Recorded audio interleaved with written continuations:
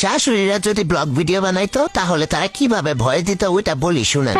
সকাল 6টায় ঘুম থেকে উঠে দেখলাম আমার বৌমা এখনো ঘুম থেকে উঠেনি। রাগে তো আমার শরীরটা জ্বলে গেল। এরপর আমি রাগ করতে করতে চলে গেলাম রান্নাঘরে।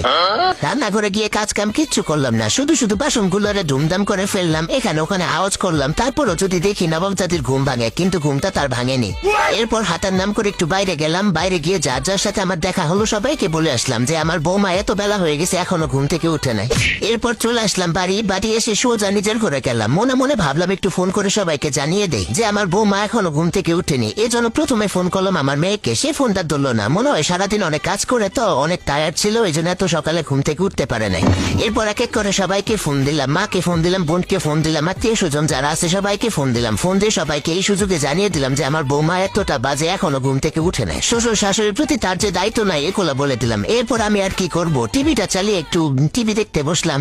এরপর দেখলাম নবাবের বেটি ঘুম থেকে উঠলো। ঘুম থেকে উঠে আমাকে এক কাপ চা এনে দিল। চাটা খেলাম, চাটা অবশ্য ভালোই হয়েছিল, কিন্তু ভালো তো বলা যাবে না, তাহলে তো নবাবের বেটির আবার তেল বেড়ে যাবে।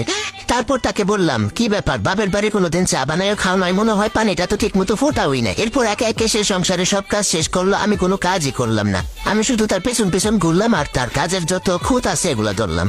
এরপর দুপুরবেলা খেয়ে দিয়ে যখন একটু শুইলাম আরাম করে, তখন ছেলে এসে বলতেছে তার শ্বশুরে নাকি শরীর ভালো না, সে তার বউকে নিয়ে তার বাপের বাড়ি যাবে। আমিও তখন সাথে সাথে শরীর খারাপের নাটকটা করলাম। নাটক করে বললাম আমার তো শরীরটা ভালো নেই, কিন্তু তারপরও সমস্যা নেই, আমি একাই থাকতে পারবো, তোমরা গিয়ে ঘুরে আসো। এরপর দেখলাম আমার ছেলে তার বউকে রুমে নিয়ে গিয়ে বলতেছে আমার মায়ের তো শরীরটা অনেক খারাপ, তুমি তাহলে আজকে আর তোমার বাপের বাড়ি যাও না। যাই হোক, এরপর আমি আমার রুমে চলে এসে আবার আমার মেয়েকে ফোন লাগাইলাম। ফোন লাগাই তাকে বললাম আমার সারাদিনে যত কর্মকাণ্ড ছিল সবগুলো। আজকে এই পর্যন্ত আমার ব্লগটা ছিল। আপনারা সবাই ভালো থাকবেন আর আমার ব্লগটা কেমন হয়েছে জানাবেন।